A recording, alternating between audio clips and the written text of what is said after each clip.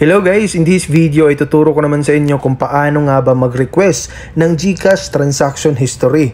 Okay, so kumbaga kung sa bangko parang bank statement siya. Okay, yung lahat ng transaction mo. So makikita natin. So paano nga ba natin gawin yon sa GCash?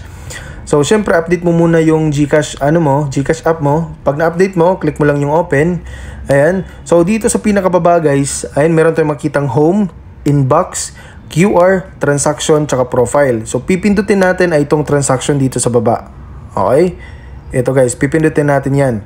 Tapos, ayan, dito, as of July 16, 2024, nakikita nyo ba sa baba ng transaction history? Ayan, makikita nyo guys. Ayan o, sa pinakababaw.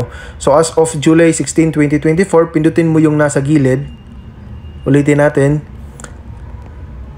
Dito, yung nasa gilid ng guys, as of July 16, 2024, pipindutin nyo yan. Okay? So, pipindutin natin yan. So, mapupunta tayo dito ngayon sa request transaction or transaction history request.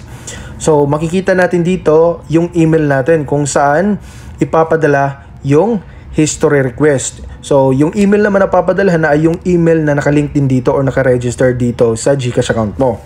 So, dito sa range, so, ayan, makikita natin last 7 days, last 30 days, or last 60 days. So, pwede rin custom. Okay? So, pag custom, magsiselect ka ng from at saka to na date.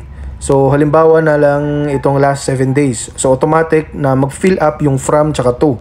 So, pag sinubmit natin guys,